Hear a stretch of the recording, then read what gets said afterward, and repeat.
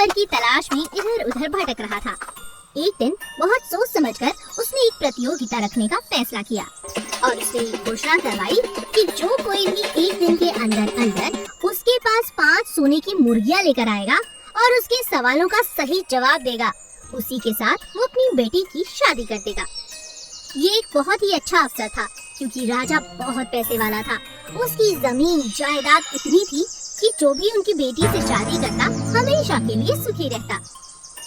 राजा की प्रतियोगिता में भाग लेने के लिए दूर दूर से राजा महाराजाओं के बच्चे वहाँ पर आते हैं और वहीं पर गांव में एक कुम्हार को जब ये बात पता चलती है तो उसकी बहन उससे कहती है, भैया तुम भी प्रतियोगिता में भाग ले लो ना। अरे पगली, कैसी बातें करती है?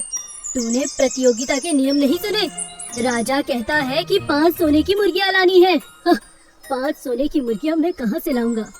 पर हाँ, मैंने एक बार राजकुमारी को देखा है, ये एकदम संगमरमर जैसी है। पर मेरा भाग्य ऐसा नहीं कि मैं उसे अपनी धर्मपत्नी बना सकूं बहन। अरे भैया, तुम तो कितने समझदार हो, कुछ सोचो, ये अवसर यूं ही हाथ से चला जाएगा। अपनी बहन के कहने पर चंदन रात भर सोचता रहता है और उठकर बैठ जाता है। वो अपने हाथ से छोटी छोटी मुर्गियां बनाने लगता है। धीरे धीरे वो उनका आकार बड़ा करने लगता है। वो 5 विशाल मुर्गियां सुबह तक बना लेता है और उन पर सोने के रंग जैसा रंग भर देता है। सुबह जब उसकी बहन वो देखती है तो कहती है, भैया ऐसा लग रहा है कि तो सच में सोने की मुर्गियां हैं। आखिर तुम क्या करने वाले हो? देखती जा, चल मेरे साथ। भाई बहन जैसे तैसे बड़ी मेहनत के साथ उन मुर्गियों को राजा के महल तक पहुंचा देते हैं।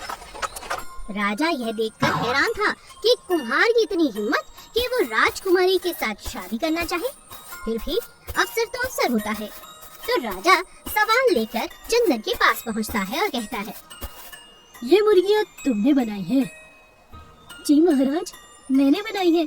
मैं एक कुम्हार हूँ, मेरा नाम चंदन है, मैं इसी गांव में रहता हूँ। अच्छा।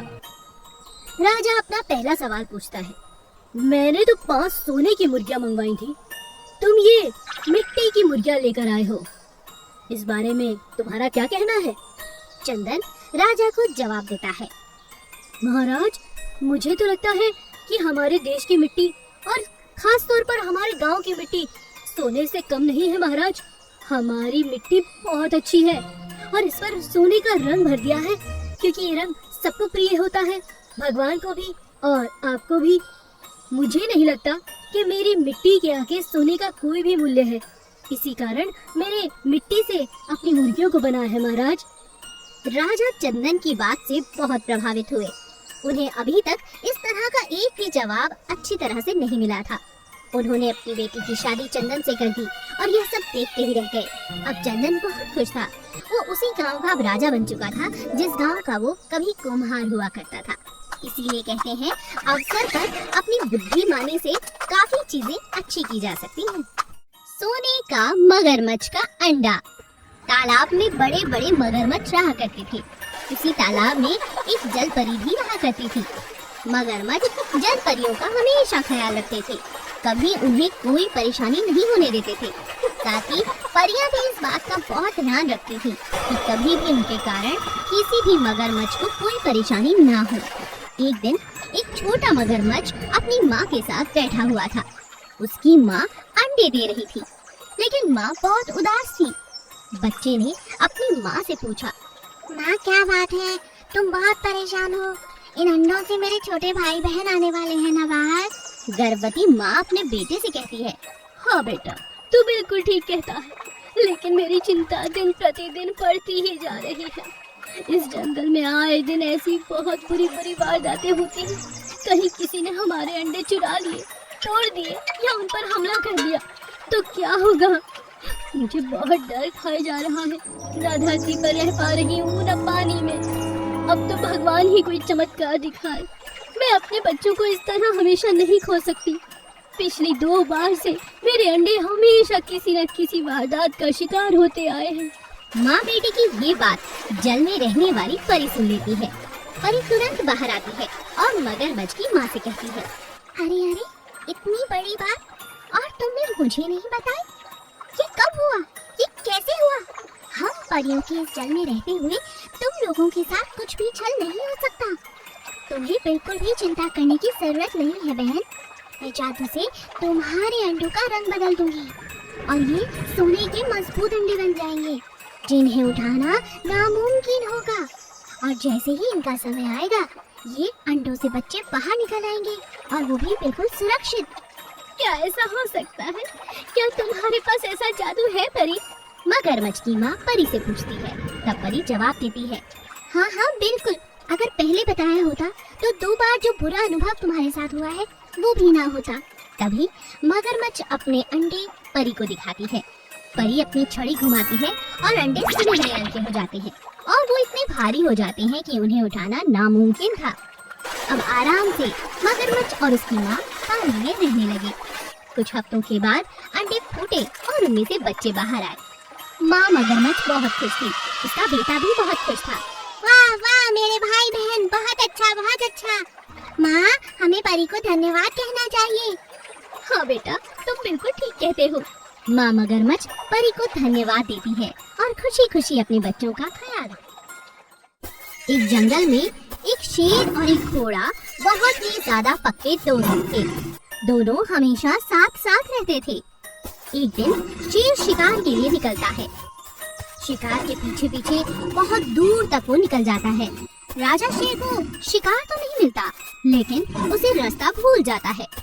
बहुत प्रयास करने के बाद भी राजा को अपने जंगल तक लौटने का रास्ता नहीं मिलता और शाम हो जाती है। ओह, ये क्या?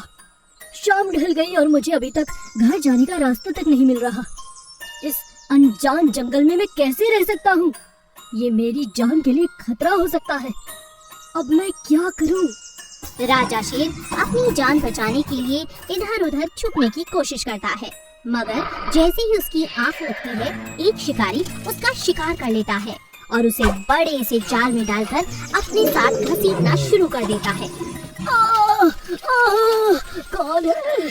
अरे शिकारी, ये तो मुझे शहर ले जाएगा। मैंने सुना है ये लोग बहुत मारते हैं। अरे मेरे दोस्त, तुम कहाँ हो? घोड़े जल्दी आओ, मेरी मदद करो। शेर जोर जोर से चिल्ला चिल्ला कर अपने दोस्त को पुकार रहा था, लेकिन घोड़े को क्या पता था कि उसका दोस्त इस हालत में है। शिकारी जैसे तैसे अपनी जीप के पास जाल और शेर को ले जाता है, लेकिन उसे उठाने की हिम्मत वो नहीं कर पाता क्योंकि शेर का वजन बहुत ज्यादा था। तभी वो अपने मित्र से कहता है, अरे दोस्त, शेर का शिकार तो हमने कर लिया। ये अवसर बहुत ही बढ़िया है। इसे तुरंत सर्कस ले जाते हैं। इसे शहर तक ले जाना आसान हो जाएगा अगर कोई खच्चर या घोड़ा मिल जाए। मुझे लगता है इसके वजन से तो हमारी गाड़ी के टायर ही पंचर हो जाएंगे। पहले ही हवा कम है। ठीक है, मैं कुछ करता हूँ। शिकारी का दोस्त घोड़े की तलाश में निकलता है और उसी घोड़े को ले आता है जो शेर का मित्र था। शेर अपने दोस्त को देखकर तो बहुत खुश होता है, लेकिन इस बात से हैरान कि इन दोनों के साथ वो क्या कर रहा है। जब उसे सारी बात समझ में आती है, शेर अपने दोस्त से कहता है, डरो नहीं, जैसे ही ये मुझे तुम्हारी पीठ पर डाले तुरंत अपने घर के जंगल की तरफ भाग निकलना। इनकी गाड़ी में इतनी हवा नहीं कि हमारा पीछा कर सके, और जितनी जल्दी हो सकेगा मैं अपने नुकीले नाखूनों से इनकी सारी हवा निकाल दूंगा। दोनों दोस्त योजना के हिसाब से वैसा ही करते हैं। मौका पाते ही जैसे ही शेर को दोनों शिकारी घोड़े की पीठ पर टांगते हैं, घोड़ा दुम दबाकर भाग जाता है। शिकारी बहुत पीछा करने की कोशिश करते हैं, लेकिन घोड़े का मुकाबला नहीं कर पाते और इस तरह एक दोस्ती